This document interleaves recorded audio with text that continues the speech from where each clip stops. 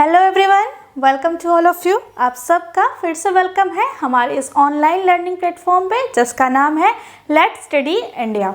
तो आप सबको पता है कि हमने जो अपनी फर्स्ट यूनिट का मोस्ट ऑफ द जो पोर्शन है वो कंप्लीट कर लिया है। हम बिल्कुल लास्ट वाले पोर्शन पे आ गए हैं। हमने इंस्ट्रूमेंट के बारे में डिस्कस करना स्टार्ट किया था, हमने कोलोरीमीटर डिस्कस कर लिया था, हमने स्पेक्ट्रोफोटोमीटर डिस्कस कर लिया था। आज की वीडियो में हम डिस्कस करने वाले हैं ऑटोक्लेव के बारे में। ऑटोक्लेव क्या होता है इसके बारे में पहले थोड़ी सी बेसिक अंडरस्टैंडिंग कर लेते हैं। उसके बाद जो है हम इसके क्या प्रिंसिपल्स होते हैं, इसके कैसे स्ट्रक्चर्स होते हैं, ये कौन कौन से फंक्शन परफॉर्म करते हैं, इनका यूज़ क्यों किया जाता है, कहाँ कहाँ पे यूज़ किया जाता है, ये सारी चीज़ें हम देखेंगे। तो देखिए ऑटोक्लेव क्या होता है। जब भी आप अपनी किसी भी लैबोरेटरी में कोई काम करते हैं तो वहाँ पे बहुत इम्पॉर्टेंट होता है एक प्रोसेस, उसको कहते हैं स्टरलाइजेशन। स्टरलाइजेशन तो आखिर ये स्टरलाइजेशन होता क्या है? देखिए स्टरलाइजेशन क्या होता है कि जब आप कोई भी कल्चर करते हैं या किसी भी माइक्रो ऑर्गेनिज्म पे कोई काम करते हैं तो वहाँ पे आपको पता है कि जो बैक्टीरियाज होते हैं या जो माइक्रो ऑर्गेनिज्म होते हैं वो धरती पे सब जगह पे पाए जाते हैं। उनका कोई ऐसा निश्चित प्लेस नहीं होता, वो हवा में भी है, पानी में भी है, हर जगह वो होते हैं। और उनकी जो उनकी नंबर है वो बहुत ज़्यादा होते हैं और उनकी साइज़ बहुत छोटी होती है। तो मान लीजिए आप ई कोलाई पे काम कर रहे हैं, आप जो है ई कोलाई बैक्टीरिया पे कोई काम कर रहे हैं, लेकिन ये भी पॉसिबिलिटीज़ है कि जो चीज़ आप यूज़ कर रहे हैं, आप अपने कल्चर में जो जो इंस्ट्रूमेंट यूज़ कर रहे हैं उसकी पॉसिबिलिटी है कि ई कोलाई के साथ साथ अदर बैक्टीरिया भी वहाँ पे ग्रो हो जाएं। अदर बैक्टीरिया, स्पोर्स या कुछ भी वहाँ पे ग्रो होने की पॉसिबिलिटीज़ होती है। तो हम क्या करते हैं, कुछ इंस्ट्रूमेंट्स का यूज़ करते हैं, जैसे क्या ऑटोक्लेव, आगे हम पढ़ेंगे हॉट एयर ओवन, उसके बाद हम पढ़ेंगे लेमिनार एयर फ्लो। तो ये कुछ इंस्ट्रूमेंट होते हैं जिसकी सहायता से हम क्या करते हैं, स्टरलाइजेशन करते हैं। मतलब स्टरलाइजेशन का सिंपल मतलब ये है कि हम वहाँ पे किसी भी माइक्रो ऑर्गेनिज्म की उपस्थिति को मतलब कि डिस्कार्ड कर देते हैं। हम वहाँ पे कोई भी अगर माइक्रो ऑर्गेनिज्म उपस्थित है तो उसको किल कर देते हैं। तो ये होता है स्टरलाइजेशन। तो ऑटोक्लेव एक डिवाइस है जिसके द्वारा हम स्टरलाइजेशन करते हैं। देखिए जब आपको बैक्टीरियल कल्चर के बारे में डिटेल में पढ़ना होगा तो आप पढ़ेंगे कि स्टरलाइजेशन हीट से भी हो सकता है, वो स्टरलाइजेशन किसी केमिकल के थ्रू भी हो सकता है, किसी इंस्ट्रूमेंट को डायरेक्ट हीट के कांटेक्ट में रख के स्टरलाइजेशन करते हैं। कोई जो चीज़ें हैं, कोई जो स्पेसिमेन है, अगर वो डायरेक्ट हीट के कांटेक्ट में आता है तो वो ख़राब हो सकता है, तो इसलिए उसे इनडायरेक्ट वे में हीट के कांटेक्ट में ले जाते हैं। तो इस तरीके से डिफरेंट वे है स्टरलाइजेशन के। हमको उसके कुछ इंस्ट्रूमेंट पढ़ने हैं, ऑटोक्लेव पढ़ना है, हॉट एयर ओवन पढ़ना है और लेमिनार एयर फ्लो के बारे में पढ़ना है। तो आज की वीडियो में हम ऑटोक्लेव के बारे में पढ़ेंगे। तो चलिए, ये इसकी थोड़ी सी बेसिक बातें होंगी कि ऑटोक्लेव का यूज़ कहाँ पे होता है, कैसे ये फंक्शन करते हैं। उसके बाद इसकी डेफिनेशन देख लेते हैं। क्या है definition? Autoclave is use to sterilise. Autoclave का जो यूज़ किया जाता है स्टरलाइज करने में instrument so that we can find out our specimens और our instrument without any contaminations. वही बात जो मैंने आपको बताई कि ऑटोक्लेव एक ऐसा डिवाइस है जिसका यूज़ किया जाता है अपने इंस्ट्रूमेंट को, अपने स्पेसिमेन को कंटामिनेशन फ्री करने के लिए। कंटामिनेशन का मतलब क्या कि जो माइक्रोब्स आप चाहते हैं या वहाँ पे जैसे मान लीजिए कि आपने कोई परख नली यूज़ की किसी भी अपने प्रोसीजर में, या फिर कोई पेट्री प्लेट्स का यूज़ किया अपने किसी प्रोसीजर में, लेकिन तो चांसेस है ना कि ये जो पेट्री प्लेट है या ये जो परखनली है, ये टेस्ट ट्यूब जो है वो एयर में प्रेजेंट, मतलब एयर के कांटेक्ट में है और एयर में बहुत सारे माइक्रोब्स प्रेजेंट है, तो पॉसिबल है कि ये माइक्रोब्स इसकी जो है सरफेस पे भी पाए जाए। तो इसका मतलब कि तब आपका जो प्रोसीजर आप जो कर रहे हैं उसमें कंटामिनेशन हो सकता है। तो ऑटोक्लेव द्वारा क्या करते हैं, हम इस कंटामिनेशन को ख़त्म करते हैं, कंटामिनेशन फ्री करते हैं। तो अब कैसे करते हैं ऑटोक्लेव? ऑटोक्लेव बहुत हद तक आपके घर का जो प्रेशर कुकर होता है उसी की तरीके से होता है। उसकी जो प्रिंसिपल्स होते हैं वो ऑलमोस्ट सेम होते हैं। जस्ट लाइक प्रेशर कुकर का आप अंडरस्टैंड कर सकते हैं। प्रेशर कुकर सब ने देखा है, जिसने लैबोरेटरी में ऑटोक्लेव नहीं देखा है वो अपने घर के प्रेशर कुकर से उसके प्रिंसिपल्स को मैच कर सकता है। तो प्रेशर कुकर में क्या होता है, आपको पता है कि प्रेशर कुकर में कोई भी खाना जो है जल्दी बन जाता है। आप दाल चावल या कुछ भी अगर प्रेशर कुकर में बनाते हैं तो वो जल्दी पक जाता है। तो ऐसा क्यों होता है? थोड़ा सा अंडरस्टैंड करते हैं कि ऐसा कैसे पॉसिबल है कि प्रेशर कुकर में चीज़ें जो है जल्दी पक जाती हैं। लाइक मान लीजिए कि ये आपका कोई प्रेशर कुकर है, ठीक है, ये आपका प्रेशर कुकर है, इसके ऊपर विशल्स लगी है, ठीक है, इसके ऊपर विशल्स लगी है और यहाँ पे आपने अपना जो भी आपको पकाना है वो रखा है, ठीक है, यहाँ पे रखा है। जब हम इसको यहाँ से हीट देते हैं, जब हम इसको यहाँ से हीट देते हैं तो यहाँ पे जो वाटर होता है, यहाँ पे जो वाटर मॉलिक्यूल्स होते हैं वो क्या होते हैं, गर्म हो जाते हैं। और जब वाटर गर्म होता है तो वो वेपर में कन्वर्ट होता है, वेपर्स में कन्वर्ट होता है। और ये जब वेपर्स में जब कन्वर्ट होता है तो यहाँ पे प्रेशर इंक्रीज होता है। और प्रेशर जब भी इंक्रीज होता है तो वो क्या करता है कि वो जैसे वाटर यहाँ से गर्म हुआ और यहाँ पे जो गैस बना, अब उसको बाहर निकलने के लिए कोई स्पेस मिलता नहीं है, तो फिर वो वापस जो है कंडेंस होके ठंडा होके वाटर के साइड आता है। तो इस तरीके से जो है कि हीट जो है वो इसी के अंदर कंजर्व रहती है, जिसकी वजह से आपका खाना जल्दी पक जाता है। और जब प्रेशर कुकर का जो विशल होता है वो इसलिए होता है जब प्रेशर बहुत ज़्यादा हो जाता है तो उस विशल द्वारा जो है कि प्रेशर कुकर के जो प्रेशर्स है, जो वेपर्स है, उसको बाहर निकाल देता है। तो उसी तरीके से ऑटोक्लेव भी होता है। हम उसके स्ट्रक्चर को भी देखेंगे और उसके प्रिंसिपल्स को भी देखेंगे। नॉर्मली आप अपने घर का प्रेशर कुकर समझ के ऑटोक्लेव को स्टडी कर सकते हैं, आपको अंडरस्टैंड करने में ईजी होगा। तो इतनी बात समझ में कि ऑटोक्लेव होता क्या है। It is used to sterilize instrument so that we can find out our specimen और our instrument without any contamination, ठीक है। उसके बाद हम नेक्स्ट में देखते हैं कि ऑटोक्लेव के बारे में थोड़ी सी और चीज़ें देखते हैं कि ऑटोक्लेव का जो स्टरलाइजेशन है वो कैसे होता है, उसका क्या मेथड है। देखिए, autoclave is instrument was used to slice moist heat sterilisation. जो ऑटोक्लेव का यूज़ किया जाता है किसके लिए क्या होता है, मॉइस्ट हीट स्टरलाइजेशन। देखिए ये क्या है, स्टरलाइजेशन जब हीट के द्वारा किया जाता है, स्टरलाइजेशन जब हीट के द्वारा किया जाता है तो उसके दो मेथड्स होते हैं। एक होता है ड्राई हीट और दूसरा होता है मॉइस्ट हीट। पहला क्या होता है, ड्राई हीट स्टरलाइजेशन और दूसरा होता है मॉइस्ट हीट स्टरलाइजेशन। देखिए मॉइस्ट किसे कहते हैं, कहते हैं ना कि आज का मौसम बहुत मॉइस्ट है, या फिर यहाँ का वो जो पर्टिकुलर एरिया है, वहाँ की जो इन्वायरमेंट है, वहाँ का जो जलवायु वो मॉइस्ट होता है। मॉइस्ट कह सकते हैं कि कोई नदी है, नदी के किनारे का जो एरिया होता है वो बहुत मॉइस्ट होता है, मतलब बहुत जो है कि उसमें वाटर के वेपर्स बहुत ज़्यादा प्रेजेंट होते हैं।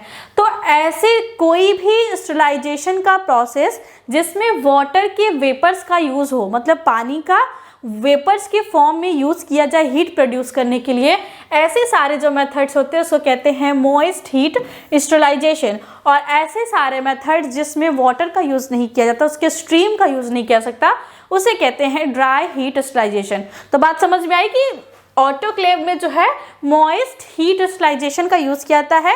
कैसे आप याद रख सकते हैं कि ऑटोक्लेव जो है प्रेशर कुकर की तरह होता है। प्रेशर कुकर में जब भी हम खाना पकाते हैं तो उसमें पानी डालते हैं और वहाँ से बहुत वेपर्स निकलते हैं। जब प्रेशर कुकर की विशल्स आती है तो अगर आप उसे साइड में किसी चीज़ से उसको मतलब पकड़ते हैं, कलछुल से या फिर किसी भी चीज़ से अगर वहाँ करते हैं तो आपको वहाँ पे थोड़े थोड़े वाटर के फॉर्म्स, वाटर के ड्रॉपलेट देखने को मिलते हैं। इसका मतलब कि वहाँ की जो मॉइस्ट है, वहाँ का जो एयर में जो वाटर का प्रेजेंस है वो बहुत हाई होता है। उसी तरीके से ऑटोक्लेव भी अपना फंक्शन करता है। उसके बाद क्या दिया है, moist heat sterilisation are more efficient.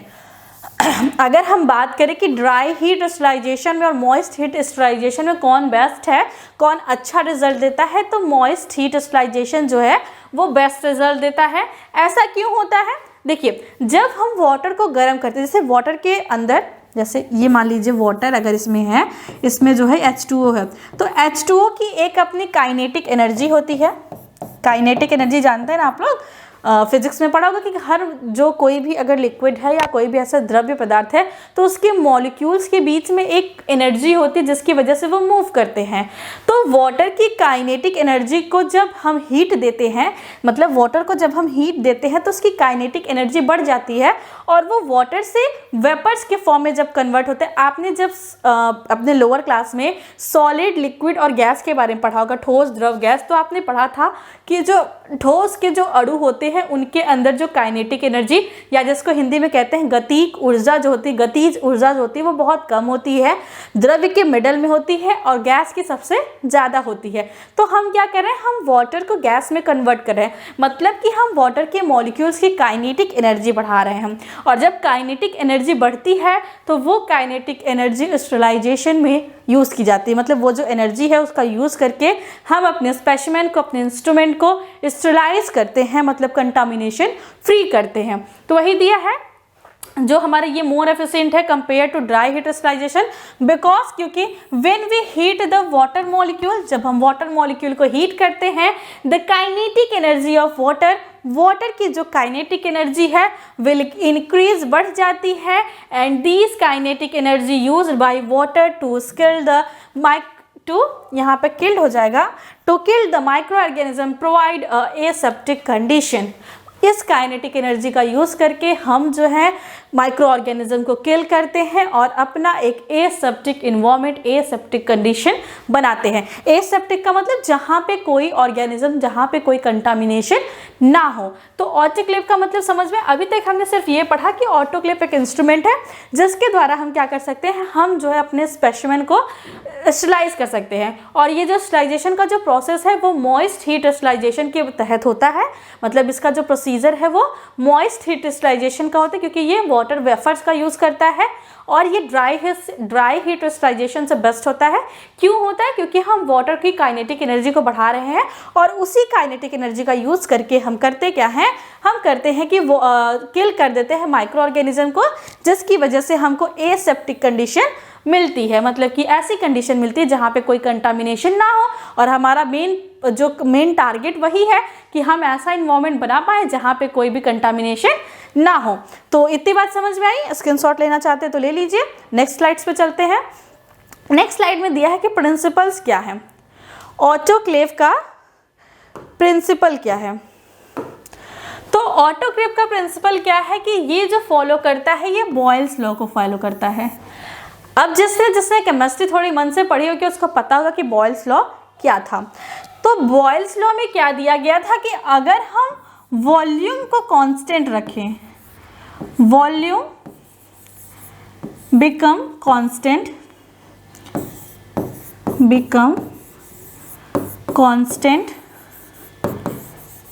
तो क्या होगा, जो प्रेशर होगा वो डायरेक्टली प्रोपोर्शनल होगा टेम्परेचर के। ये बॉयल्स ने कहा था। तो इसी प्रिंसिपल्स को फॉलो करता है हमारा ऑटोक्लेव। आप जब प्रेशर कुकर को गर्म करते हैं तो उसकी टेम्परेचर इंक्रीज होती है, उससे प्रेशर बनता है, वाटर से वेफर के फॉर्म में कन्वर्ट होता है, मतलब वहाँ पे प्रेशर भी बदलता है। लेकिन क्या कुकर की साइज भी बड़ी हो जाती है? नहीं, कुकर की साइज क्या है, वो जो है कि कांस्टेंट है। तो बॉयल्स लॉ के अनुसार कि जब हम वॉल्यूम बिकम कांस्टेंट, जब हम वॉल्यूम को कांस्टेंट रखते हैं, then the pressure is directly proportional to the temperature. तो जो प्रेशर होता है वो टेम्परेचर के डायरेक्टली प्रोपोर्शनल होता है। आप ऐसे लिख सकते हैं कि वॉल्यूम बिकम कांस्टेंट, जैसे आपने लिखा volume become constant, pressure is directly proportional to temperature. तो ये इसका प्रिंसिपल है जिसके ऊपर ये काम करता है। उसके बाद यहाँ पे क्या दिया है कि When we increase the temperature, the pressure inside the autoclave increase। जब हम टेम्परेचर को बढ़ाते हैं तो ऑटोक्लेव के अंदर टेम्परेचर बढ़ जाता है, उस प्रेशर बढ़ जाता है। आप प्रेशर कुकर का एग्जांपल ले सकते हैं कि जब उसको गैस को ऑन कर देते हैं तो धीरे धीरे करके सीटी बनने लगती है। सीटी का मतलब क्या कि धीरे धीरे उसमें प्रेशर बनने लगता है, जिससे कि हम सीटी अगर उठाते, विशल को उठाते हैं तो हमको थोड़ा थोड़ा प्रेशर मिलता है, मतलब थोड़ा थोड़ा प्रेशर वहाँ से निकलता है। तो इसका मतलब कि वहाँ पे प्रेशर बनना स्टार्ट हो चुका है। आपने तुरंत रखा और हीट नहीं दिया, उसके बाद आप सीटी ऊपर करिए तो आपको कोई भी प्रेशर देखने को नहीं मिलेगा। जब आप टेम्परेचर को बढ़ाएंगे, जब वो उसके अंदर जो सबस्टेंट होगा उसका टेम्परेचर बढ़ेगा तो ही जाके वहाँ पे जो है प्रेशर इंक्रीज होगा। वाटर कन्वर्ट इनटू स्टीम, जो वाटर है वो वेपर के फॉर्म में, स्टीम के फॉर्म में कन्वर्ट होगा। Which have very high penetrating power, जिसके पास बहुत हाई पेनिट्रेटिंग पावर होगी। क्यों होगी? क्योंकि उसकी काइनेटिक एनर्जी बहुत ज़्यादा हो चुकी है। Penetrating power, when these stems come in contact with specimen it condense and produce latent heat. तो जब देखिए आपने प्रेशर कुकर वाला एग्जाम्पल लिया, ऑटोक्लेव का भी एग्जाम्पल कोई भी ले लीजिए। यहाँ तक मान लीजिए इसमें वाटर है और जो भी आपका सबस्टेंट है वो है, ये ऊपर से इस तरीके से ढका हुआ है। जब यहाँ से वाटर वेपर के फॉर्म में कन्वर्ट होगा, तो वेपर के फॉर्म में कन्वर्ट होने के बाद जब यहाँ तक जाएगा, इसको बाहर निकलने का जगह नहीं मिलेगा, तो ये वापस देखिए प्रेशर कुकर की जो सीटी होती है वो तब जाके ऊपर उठती है जब अंदर बिल्कुल भी और वेपर को रखने के लिए और स्टीम को रखने के लिए स्पेस नहीं होता है। जब तक अंदर स्पेस रहेगा तो वो वेपर जो है वो ऊपर जाएंगे, उसके बाद वो फिर रिटर्न नीचे ही आते हैं। तो अब ये जब यहाँ पे आएंगे तो यहाँ पे आपके वो रखे रहेंगे स्पेसिमेंस। ऑटोक्लेव की बात अगर हम करें तो बीच में आपके स्पेसिमेन रखे रहते हैं। तो जब वेपर्स आके स्पेसिमेन पे गिरता है तो उस टाइम उसकी काइनेटिक एनर्जी बहुत ज़्यादा होती है। वो काइनेटिक एनर्जी जो आपने स्पेसिमेन, मान लीजिए आपने कोई ग्लास वेयर्स रखा है, तो उस पर जब गिरती है तो वहाँ पे क्या होता है कि उसकी लेटेंट जो हीट होती है उसकी वजह से माइक्रो ऑर्गेनिज्म किल हो जाते हैं। मतलब जो कि आपने सिंपली आगे पढ़ा था कि काइनेटिक एनर्जी जो होती है वो यूज़ किया जाता है ऑर्गेनिज्म को किल करने में, कंटामिनेशन फ्री इन्वायरमेंट ऑब्टेन करने के लिए। तो कैसे करते हैं कि जब वाटर का वेपर ऊपर उठता है, जब उसको स्पेस नहीं मिलता है बाहर जाने का, तो वो फिर रिटर्न आता है और बीच में ही वो अपने स्पेसिमेन से हमारा जिसको हमको स्लाइस करना था वो वहाँ पे रखा रहता है, उससे टकराता है और वो अपनी एनर्जी जो है वहाँ पे लूज़ कर देता है, वाटर का जो वेपर है, और अपने वाटर फॉर्म में कन्वर्ट हो जाता है और यहाँ पे जो ऑर्गेनिज्म होती है उसकी डेथ हो जाती है। इतनी बात समझ में आई? तो वही चीज यहाँ पे दिया है कि इसके पास हाई पेनिट्रेटिंग पावर है। When these stream come in contact with specimen it condense and produce latent heat which coagulate the proteins of organism and finally kill them. As the result we found sterilized specimen. क्या बात हुई कि वही latent heat हुई और जिसकी वजह से जो प्रोटीन था ऑर्गेनिज्म का, वो प्रोटीन कोआगुलेट हो गया और लास्ट में ऑर्गेनिज्म की डेथ हो गई। तो ये सिंपल सा प्रिंसिपल था। अगर आपको कोई पूछे कि प्रिंसिपल क्या है ऑटोक्लेव का, तो आप सिंपली बताएंगे कि ये बॉयल्स लॉ को फॉलो करता है। बॉयल्स लॉ क्या है कि जब वॉल्यूम कांस्टेंट रहता है तो प्रेशर जो है वो डायरेक्टली प्रोपोर्शनल होता है टेम्परेचर के। तो ये चीज़ें हैं। और फिर हम नेक्स्ट पे चलते हैं। ये एक फिगर है ऑटोक्लेव का। फिगर थोड़ा ब्लरी होगा, लेकिन आप लोग अगर चाहें तो खुद से भी फिगर आप इंटरनेट पे देख सकते हैं, लेकिन ये फिगर यहाँ पे है। तो ये देखिए, ये ऑटोक्लेव है, ठीक है, ये इसकी बॉडी है, ये इसके स्टैंड लगे हुए हैं जहाँ पे ये मतलब अगर इसको कहीं पे रखना है तो प्रॉपर स्टैंड लगे हुए हैं। ये इसका स्टैंड है, ये इसके हैंडल्स हैं जिसकी सहायता से आप इसको होल्ड कर सकते, उठा सकते हैं। ये देखिए इसके सेफ्टी वॉल्व है। आपने अगर प्रेशर कुकर को ध्यान से देखा होगा तो जहाँ पे सीटी होती है प्रेशर कुकर की, मान लीजिए ये ढक्कन है प्रेशर कुकर का, ये मान लीजिए ढक्कन है प्रेशर कुकर का, यहाँ से जो स्ट्रिप्स आई रहती है, जो ऐसे लॉक करने के लिए जो डंडी आई रहती है, वो ये है मान लीजिए। और यहाँ पे अगर प्रेशर कुकर की जो सीटी लगी है तो आप इसकी रॉड के नीचे देखेंगे तो आपको इस तरीके से एक गोला सा स्ट्रक्चर दिखता है, इस तरीके से गोला सा स्ट्रक्चर दिखता है। वो होता है प्रेशर कुकर का सेफ्टी वॉल्व। सेफ्टी वॉल्व क्यों? अगर मान लीजिए कि किसी वजह से आपका प्रेशर कुकर में कुछ फंस जाता है या किसी वजह से प्रेशर कुकर में जो विशल है वो ऊपर नहीं उठता है, तो अगर प्रेशर कुकर के अंदर बहुत ज़्यादा प्रेशर हो जाएगा, जिससे वाटर प्रेशर बहुत ज़्यादा हो जाएगा तो प्रेशर कुकर फट सकता है, जिसकी वजह से बहुत सारे एक्सीडेंट्स हो सकते हैं। तो इसलिए यहाँ पे एक सेफ्टी वॉल्व दिया जाता है। इस सेफ्टी वॉल्व में जो मेटल होता है वो ज़्यादा जब टेम्परेचर होता है तो वो मेटल जो है मेल्ट हो जाता है, मतलब कि वो मेटल जो है वो खराब हो जाता है, उसके अंदर होल हो जाता है, जिसकी वजह से धीरे धीरे करके प्रेशर यहाँ से मतलब निकलने लगता है और हमारा प्रेशर कुकर नहीं फटता है। तो उसी तरीके से ऑटोक्लेव में भी सेफ्टी वॉल्व होती है। आपने कभी ध्यान नहीं दिया होगा तो आप घर पे जाके प्रेशर कुकर का ढक्कन उठाएंगे और देखेंगे कि वहाँ पे एक सेफ्टी वॉल्व होता है। उसके बाद क्या है, ये प्रेशर गॉट है। इसमें ये देखिए एक प्रकार का मीटर की तरीके से है और यहाँ पे जो प्रेशर कितना है इसके अंदर वो प्रदर्शित होता है। यहाँ पे एक डिवाइस है, प्रेशर रेगुलेटिंग डिवाइस, जिसको कि आप विशल कहते हैं, जो हमारे कुकर में होता है, सीटी जिसे कहते हैं वो है। मतलब कि जब इसके अंदर प्रेशर बहुत ज़्यादा हो जाएगा तो ये सीटी ऊपर उठ जाती है और प्रेशर जो है बाहर निकल जाता है। उसके बाद फिर इसके अंदर प्रेशर बनता है, उसके बाद प्रेशर बाहर निकल जाता है। तो इस तरीके से जैसे आपके कुकर में सीटी होती है बिल्कुल वैसा ही पाया जाता है। ये जो है वैक्यूम रिलीज वॉल्व है, यहाँ से वैक्यूम को रिलीज़ किया जाता है, यहाँ से स्टीम को रिलीज़ किया जाता है। ये ऑटोक्लेव की बॉडी है, हैंडल है, ये सारे इसके कुछ पार्ट्स है। बहुत हद तक ये आपको प्रेशर कुकर जैसा दिख रहा होगा। तो आपका ये प्रेशर कुकर का या ऑटोक्लेव के डिफरेंट पार्ट है। अगर आपको कंपोनेंट डिफाइन करना है तो आप कर सकते हैं कि इसमें सेफ्टी वॉल्व होता है, आउटर मोस्ट बॉडी जो है वो मेटल्स की बनी होती है। उसके बाद इसके अंदर जो है कि एक अमाउंट होता है जहाँ पे वाटर को रिटेन किया जाता है, जितना वाटर रखा जाता है। उसके बाद ऑटोक्लेव का में हैंडल्स होते हैं, सेफ्टी वॉल्व्स होते हैं, प्रेशर को मेज़र करने के लिए मेजरमेंट होता है। तो ये सारी चीज़ें। अगर कंपोनेंट ऑफ ऑटोक्लेव की बात करें तो दिया है the procedure of work of autoclave is just like as a pressure cooker. In autoclave outer boundary is made up of 2 layers. देखिए, जो मोस्ट ऑफ द जो प्रिंसिपल है काम करने का वो ऑटोक्लेव का सिंपल एज लाइक है प्रेशर कुकर के, लेकिन इसकी जो बाउंड्री है वो 2 लेयर्स की बनी होती हैं। 2 लेयर की इसकी बाउंड्री बनी होती है, आउटर एंड इनर लेयर। तो ये जो दोनों लेयर्स होते हैं ये क्या करते हैं कि जैसे अगर आपने देखा होगा वो जो थर्मस होता है, आपने वाटर्स को या किसी भी हॉट, जैसे आपने चाय कॉफ़ी को एक स्थान से दूसरे स्थान जब कभी ट्रैवल करते हैं तो बॉटल्स यूज़ करते हैं, उसमें चाय जो है वो गर्म रहती है और अगर आपने कुछ ठंडा रखा है तो वो ठंडा रहता है। तो ऐसा कैसे हो पाता है? क्योंकि जब वो बॉटल्स होते हैं, आप कभी उसको देखेंगे तो उसके अंदर क्या होता है, अगर आप उसको ऊपर से बीच में से काट दें तो आप देखेंगे कि एक जो है बॉटल की तरह होता है, उसके अंदर भी एक होता है और इन दोनों के बीच में जो है कोई भी चीज़ ऐसा नहीं होता जिसकी वजह से हीट का ट्रांसफ़र हो सके। तो इसके बीच में वैक्यूम्स होता है। तो अगर हीट को ट्रांसफ़र करना है, हीट को ट्रैवल करना है तो उसको मीडिया की ज़रूरत होती है। मतलब जैसे हम यहाँ पे बात कर रहे हैं, आपको सुनाई दे रहा है, मतलब कि आप अपने फ्रेंड से बात कर रहे हैं, तो इसका मतलब कि आप दोनों के बीच में कोई मीडिया है जिसकी वजह से चीज़ें ट्रांसफ़र हो रही हैं। और अगर आप दोनों के बीच की ये मीडिया को बंद कर, जैसे लाइक आप कार में बैठे हैं और कार की जो खिड़की पूरी विंडोज़ को बंद कर दिया जाए, तो आप क्या बोलते हैं बाहर नहीं सुनाई देगा, बाहर वाली क्या बोल रहे हैं वो आपको अंदर नहीं सुनाई देता है। क्यों? क्योंकि बीच की जो मीडिया है जिसमें आपका जो है बातचीत हो रही है उसको बंद कर जाता है। उसी तरीके से 2 जो लेयर होते हैं तो हीट का जो ट्रांसफ़र होता है वो बहुत हद तक ख़त्म हो जाता है, बहुत हद तक हीट का ट्रांसफ़र नहीं होता और चीज़ें उसी कंडीशन में पड़ी रहती है जिस कंडीशन में वो होती हैं। इन्वायरमेंट से उनका लेन देन नहीं हो पाता है। तो उसी तरीके से ऑटोक्लेव के भी 2 लेयर्स होते हैं, आउटर एंड इनर, और ये क्या करते हैं, टेम्परेचर के प्रति रेजिस्टेंट होते हैं।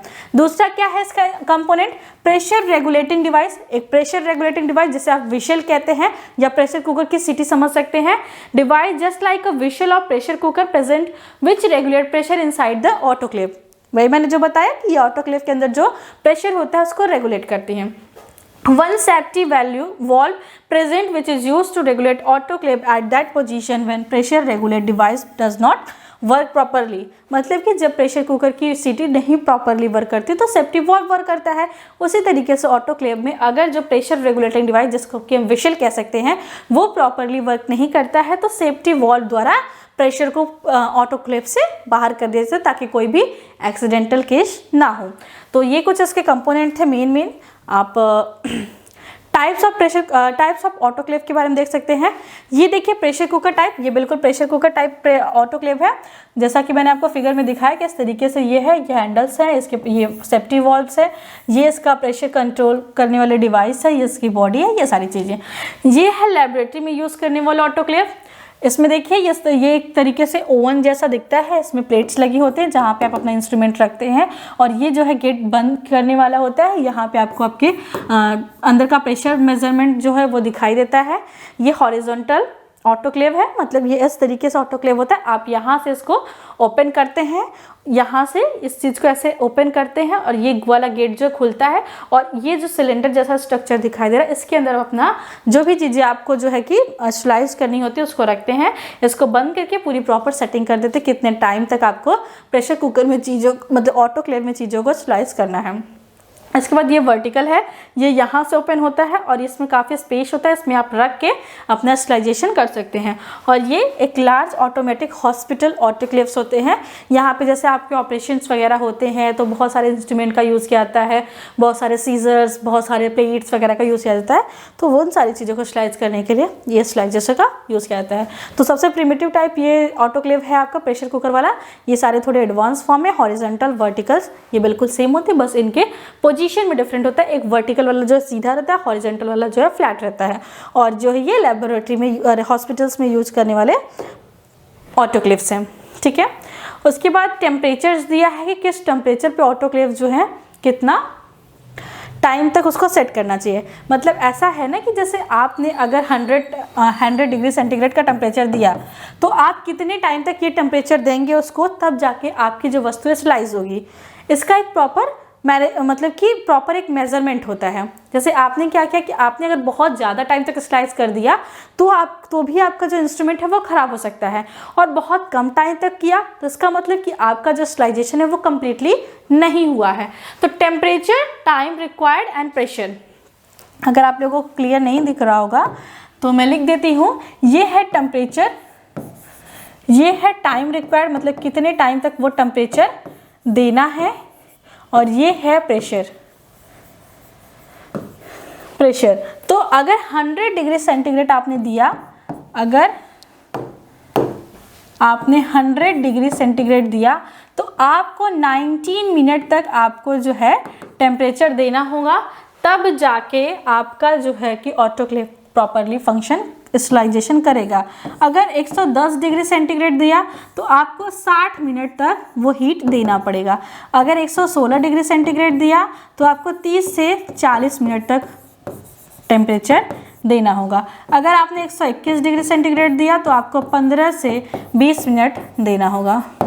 अगर आपने 126 दिया तो आपको 10 मिनट तक देना होगा। अगर आपने 135 दिया तो आपको 3 मिनट तक देना होगा। इसका मतलब कि जैसे जैसे टेम्परेचर बढ़ता जा रहा है वैसे वैसे टाइम कम होता जा रहा है। आप देख सकते हैं कि अगर अगर आपने 100 डिग्री सेंटीग्रेड दिया तो आपको 90 मिनट तक अपना प्रोसीजर करना होगा। अगर वहीं पे 135 डिग्री दे रहे हैं तो आपका 3 मिनट में ही काम हो जाएगा।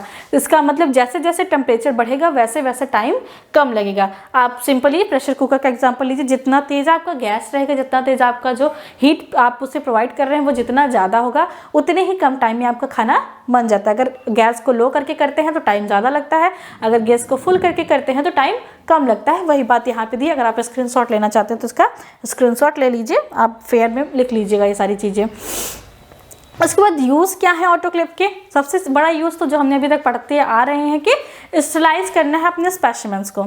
तो क्या दिया है? Autoclave use in different field sterilise different object.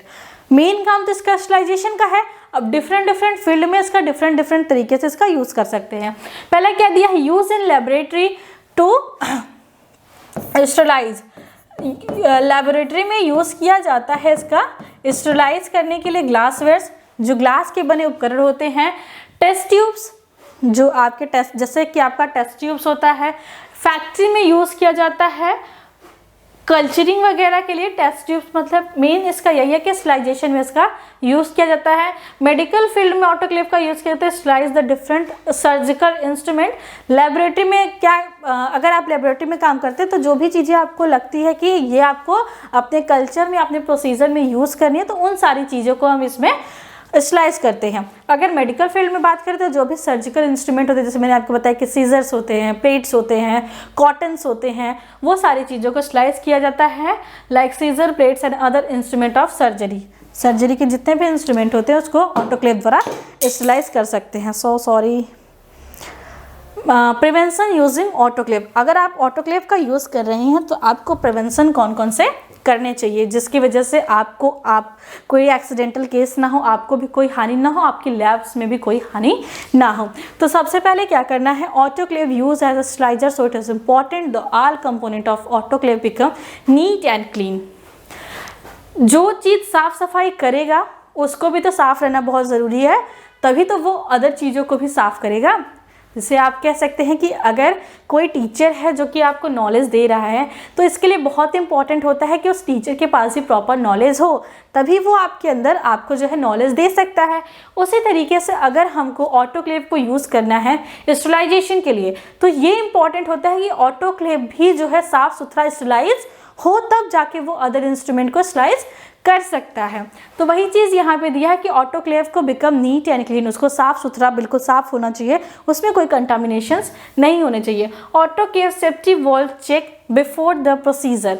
आप कभी भी ऑटोक्लेव का यूज़ करेंगे तो आप उसकी सेफ्टी जो वॉल्व होती है उसको चेक करेंगे, उसका विशल सही से काम कर रहा है कि नहीं उसको चेक करेंगे, वो प्रॉपर टेम्परेचर सही तरीके से बता रहा है कि नहीं बता रहा है। मतलब अगर ऑटोक्लेव ही ख़राब होगा तो वो आपके प्रोसीजर को सही तरीके से नहीं करेगा, और अगर प्रोसीजर सही तरीके से नहीं हुआ तो इसका मतलब क्या होगा कि आपने जो कल्चर किया, आपने जो प्रोसीजर किया, आपने जो अपना लैब वर्क किया उसमें कहीं ना कहीं जो एरर आने के चांसेस रहेंगे। तो इसलिए आपको सबसे पहले सेफ्टी वॉल्व, अगर सेफ्टी वॉल्व सही नहीं है तो मान लीजिए कि हो सकता है कि ऑटोक्लेव ब्रस्ट कर जाए, तो वहाँ पे जो लोग काम कर रहे हैं उनके वो जल सकते हैं, उनको और भी बहुत सारे ऐसे हार्मफुल जो है कि साइड इफेक्ट देखने को मिल सकता है। इसलिए आपको क्या करना है, आपको सेफ्टी वॉल्व को चेक करना है। Check the accuracy of temperature of autoclave before the procedure, वो टेम्परेचर जो बता रहा है वो बिल्कुल सही बता रहा है कि नहीं बता रहा है, इन सारी चीज़ों को आप बिल्कुल ध्यान में देंगे। देखिए लैब में काम करते समय बहुत सारे ऐसे प्रिवेंशन देखने होते, करने होते हैं, जिसके बाद आप अपने प्रॉपर रिजल्ट तक पहुंच सकते हैं। कोई भी इंस्ट्रूमेंट हो, मैं लैब की बात नहीं कर रही हूँ, आपके घर में बहुत सारे ऐसे इलेक्ट्रिक के मतलब कि उपकरण होंगे, इलेक्ट्रिक बहुत सारे इंस्ट्रूमेंट होंगे जिनका भी यूज़ करने के लिए आपको बहुत सारे प्रिवेंशन करने पड़ते हैं। अगर आप नहीं करेंगे तो आपको उसके साइड इफेक्ट देखने को मिलेंगे। तो इसी तरीके से अगर बायोलॉजी में किसी भी इंस्ट्रूमेंट का हम यूज़ करते हैं तो हमको प्रॉपर जो प्रिवेंशन है, जो उसके गाइडेंस है, उसको फॉलो करके ही करना चाहिए। तो ये जो है प्रिवेंशन की बात हो गई, उसके यूज़ की बात हो गई।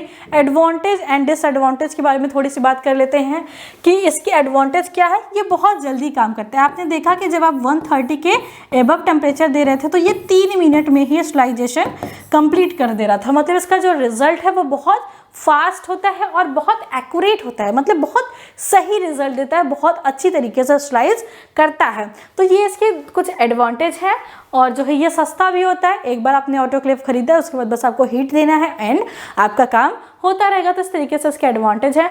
डिसएडवांटेज क्या है? अब किसी भी चीज़ की एडवांटेज है तो डिसएडवांटेज भी तो होगी ही होगी। Autoclave does not use for powder, fats और ऑयल मॉलिक्यूल्स। देखिए यहाँ पे जो भी काम हो रहा है उसमें क्या है, मॉइस्ट है, मतलब कि वो चीज़ें क्या है, मॉइस्ट है। तो अगर आप किसी पाउडर को स्लाइस करना चाहते हैं तो अगर आप उसे मॉइस्ट वाले कंडीशन में रखेंगे तो ये पाउडर जो है वो पाउडर ना होकर पेस्ट बन जाएगा। तो इसलिए अगर कोई पाउडरी चीज़ है तो आप उसको वाटर के कांटेक्ट में रख के स्लाइस नहीं कर सकते, ये इसका ड्रॉबैक है। फैट मॉलिक्यूल्स, आपको पता है कि फैट क्या होते हैं? फैट होते हैं हाइड्रो, अगर जो फैट होता है वो होता है हाइड्रोफोबिक, हाइड्रोफोबिक होता है, मतलब ये वाटर को हीट करता है, वाटर के कांटेक्ट में नहीं आना चाहता या वाटर के कांटेक्ट से या वाटर से रिएक्शन नहीं करता है, तो ये हाइड्रोफोबिक होता है। तो भी आप इसको मॉइस्ट कंडीशन में वर्क नहीं करा सकते।